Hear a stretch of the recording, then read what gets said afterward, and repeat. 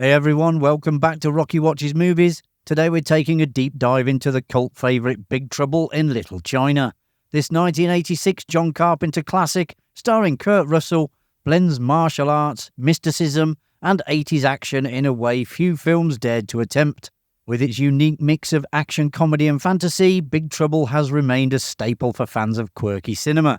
But beyond the wild story and over-the-top performances, there's a treasure trove of behind-the-scenes stories and production quirks you might not know. So sit back and join us as we uncover 20 things you never knew about Big Trouble in Little China. The initial script by Gary Goldman and David D. Weinstein was actually a western set in 1899. Jack Burton was originally a cowboy in San Francisco's Chinatown, facing off against the film's villains.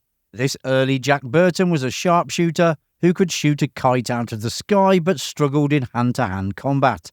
When W.D. Richter came in to rewrite, he shifted the action to a modern setting, believing that grounding it in a familiar contemporary city would better connect with audiences. It took him 10 weeks to change the script. Richter used Rosemary's Baby as a model when reworking the script, focusing on a hidden world of evil that lies beneath a seemingly ordinary setting. Instead of a satanic cult in New York, Richter used Chinese mysticism and a Chinatown underworld as his inspiration, creating a hidden layer to an otherwise recognizable cityscape. John Carpenter originally disliked the script, describing it as unreadable. However, he found the story itself interesting and thought the blend of mysticism and action had potential. Intrigued by the idea of a mystical underworld beneath San Francisco, Carpenter took on the project, reimagining it as a unique blend of genres that has aged remarkably well. The film's opening scene with Egg Shen, played by Victor Wong, was added because studio executives felt Jack Burton didn't appear heroic enough. In the first cut, the film simply began with Jack driving his truck, the Pork Chop Express, but executives wanted more clarity on his heroic role. Carpenter didn't initially want this, as he saw Jack as an unconventional, flawed hero who needed the help of his friends and allies to get by. John Carpenter, along with his friends Tommy Lee Wallace and Nick Castle, created the title song under the band name The Coupe de Ville. Carpenter frequently scored his own movies, and Big Trouble was no exception. The funky rock track paired with traditional Eastern musical influences reflects the film East meets West vibe. James Hong, who portrayed Lo Pan, had to wear 12-inch platform shoes and an elaborate robe while stepping onto the escalator. Due to the narrow space, Hong genuinely feared for his safety. He later admitted that although he looked fierce in the scene, he was trembling inside. Carpenter had Kurt Russell in mind for Jack Burton from the start, but the studio wasn't convinced. They wanted an established Hollywood name like Clint Eastwood or Jack Nicholson to bring weight to the project. However, when both stars passed, Carpenter was free to cast Russell, who based his character on John Wayne. Carpenter also initially envisioned Jackie Chan for the role of Wang Chi, inspired by Chan's action-packed film Police Story. However, Chan's English fluency and the fact he wasn't yet a household name in the US raised concerns for producer Lawrence Gordon. But Chan turned down the offer, and Dennis Dunn took on the role instead. If you're enjoying the video, a subscribe to the channel would be electric. During the brothel scene, Russell's sweaty, exhausted look was not just acting. He was suffering from a flu and fever that made the scene feel all the more authentic. Russell later said it was one of the tougher moments of the shoot, as he had to play up Jack's confusion and distress while genuinely feeling under the weather. The story continued in comic book form. The comic series, co-written by Carpenter, follows Jack Burton on new adventures, even teaming him up with Snake Plissken, Russell's character from Escape from New York. Big Trouble in Little China, Old Man Jack, saw Burton come out of retirement in the year 2020. We've also gotten some cool action figures, a board game and a card game. The Chinese characters on the title screen do not translate directly to Big Trouble in Little China. Instead, they mean evil spirits make a big scene in little spiritual state, which is not quite as cool as the English title.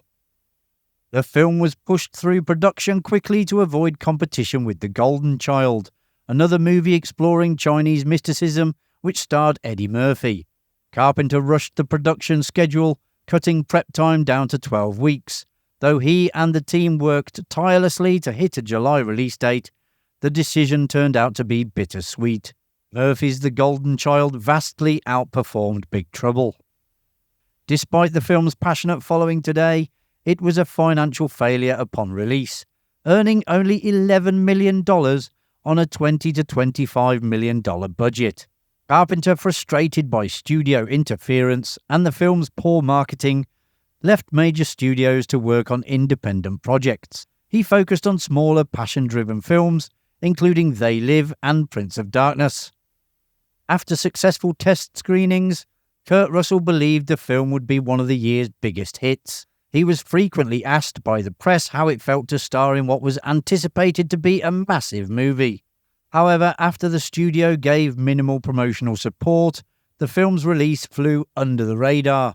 Russell later said he was disappointed, feeling the studio didn't know how to market such an unusual blend of fantasy and action. In 1986, a side-scrolling video game was created for the Amstrad, Commodore 64 and ZX Spectrum. It allowed players to control Jack, Wang or Egg Shen in a pixelated journey through the plot of the film. The game wasn't a hit, just like the movie, but the game's aesthetic and theme later inspired the legendary fighting game Mortal Kombat. Known for his calm demeanour, Carpenter reportedly lost his temper with a special effects coordinator after a squib exploded on the set too soon. Kurt Russell, who had worked with Carpenter on Elvis, Escape from New York and The Thing, said it was one of the few times he ever saw Carpenter get upset on set. For the role of Gracie Law, Carpenter's first choice was Kim Cattrall, but the studio pushed for someone else. They were wary of casting Cattrall, as she was primarily known for her roles in comedies like Porky's and Police Academy. And staying with Cattrall, she would leave the set each day to perform in a production of Three Sisters, balancing her theatre and film roles. She has said, "My film career subsidised my theatre career. If I only did theatre, I would have to be a waitress, and I didn't want to be a waitress." She would of course later achieve massive fame on Sex and the City. Peter Kwong, who played Rain, one of Lo Pan's supernatural henchmen, was particularly fond of his character's long hair. It took around 3 hours each day to style his $3,000 wig, but Kwong felt it gave his character a unique identity and enjoyed the transformation. Apparently Russell turned down a role in Highlander for this film, and to prepare for Jack Burton's stunts and combat scenes, dedicated himself to a rigorous fitness routine. He spent 2 months running and lifting weights while Carpenter set up martial arts training for the cast. In 2015, reports came out that Dwayne "The Rock" Johnson was working on a sequel, though updates have been scarce. While many fans assumed he'd be cast as Jack Burton, Johnson clarified that his team aimed to continue the story without replacing Russell's iconic character. James Hong, now in his mid-90s, expressed interest in reprising his role as Lo Pan if a sequel ever materialises. As with most of these announcements though, you have to take them with a big pinch of salt until shooting actually starts. And there you have it folks, you now know a little bit more about Big Trouble in Little China. If you enjoyed the video, which I presume you did as you got this far, hit that like button and subscribe so you don't miss any future videos coming to Rocky Watches Movies. Thanks for watching, I'll see you in the next one, bye for now.